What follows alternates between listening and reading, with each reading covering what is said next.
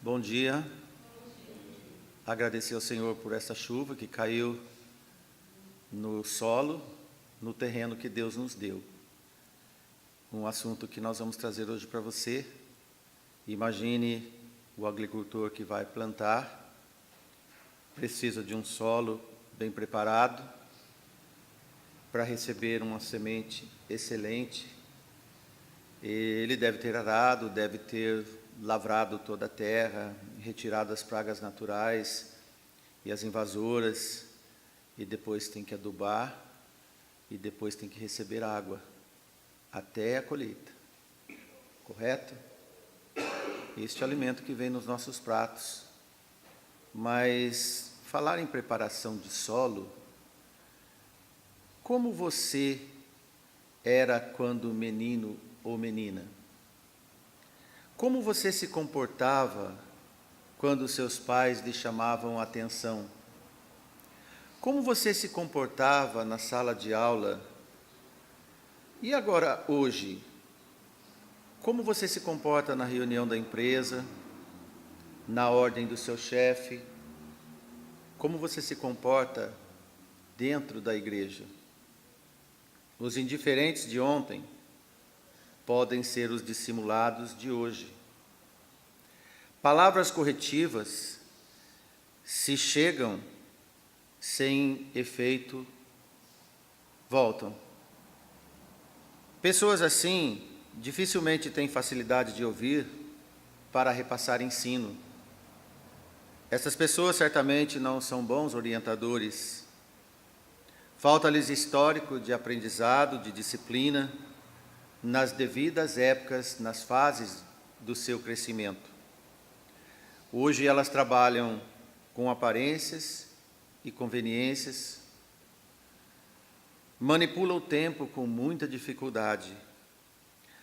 As deficiências são instaladas desde criança. O apóstolo Paulo orientou o seu filho na fé, Timóteo, que alguns tinham aparência de piedade, mas negava a eficácia dela. E ele diz, destes, afasta-te. 2 Timóteo 3 e 5. Caso seus pensamentos estão longe do assunto, que são pregados nas igrejas, se você desenvolveu na sua aparência um mecanismo eficaz que todos acreditam estar atento ao que se canta, ao que se prega, e até nas orações, provavelmente você pode ter sido uma daquelas crianças que chacoalhava os ombros depois de uma chamada de atenção dos pais, dos avós, dos professores, e era um sinal físico de rebeldia. Hoje, mais adulto, pode estar com um comportamento mais discreto, mas chacoalha o coração, não mais os ombros. O protesto é o mesmo. Comportam-se para cumprir um rito religioso, um rito de serviço. Tudo é enfadonho. É uma hora penosa para cumprir presença, do mesmo jeito que se fazia nas escolas, nos lares, nas suas casas, nas tarefas que os pais lhes ensinavam. Este hábito de estar, mas não participar, é coisa de corpo presente. Acaba que produz sensações da autoafirmação por ter ido à igreja, por ter frequentado a escola, por ter tido pai ou pais biológicos. Coisa como uma técnica e não um ensino. Pessoas que necessitam, hoje na sua religião, de uma teologia tampão, uma igreja que lhe satisfaz, uma igreja que prega o que quer ouvir, não o que deve ouvir. Sempre agregado em alguma promessa, em alguma troca. Promessa de bens, de curas, sempre querer receber o bem para enriquecer aqui mesmo.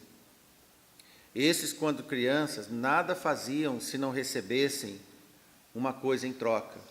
ainda que fosse um dever.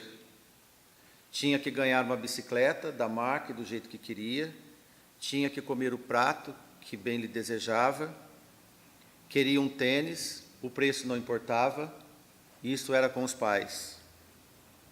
Mimos caros em troca de deveres e obrigações, exigentes e impiedosos com os fraquejantes pais.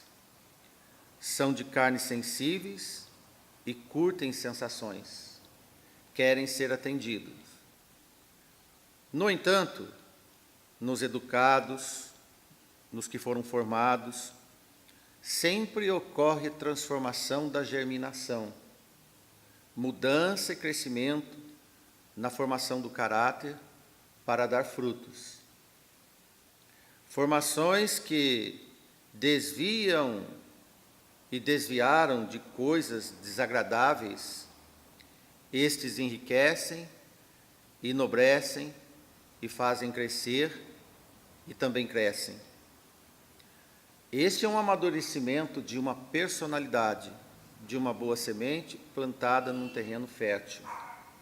É importante ter o momento oportuno de ensino, respeitar suas fases, do culto e da educação, como a oportunidade de ouro para aprender e praticar. Este conhecimento vai sendo inserido. Paulo disse a Timóteo: não despreze a sua mocidade. Coisas da mocidade não é para se fazer na terceira idade e nem na infância.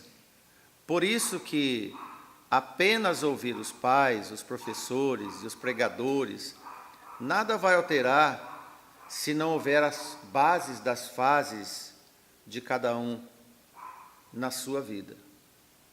Tiago, o evangelista, diz, no capítulo 1, versículo 22, e sede cumpridores da palavra, e não somente ouvintes, enganando com falsos discursos. Falsos discursos são coisas estéreis, como um solo estéril. Nada brota para dar fruto. Como disse também o apóstolo Paulo, que aprendem sempre, mas nunca podem chegar ao conhecimento da verdade. Solo estéril, campo estéril, 2 Timóteo 3 e 7. Vão à escola e não aprendem. Ouvem os pais e avós e não obedecem. Frequentam os cultos, mas nada muda. Pessoas assim receberam educação, mas não são educadas. Receberam ensino, mas não aprenderam. Ouviram a palavra, mas não foram tocadas. Pessoas assim aumentam cada dia mais.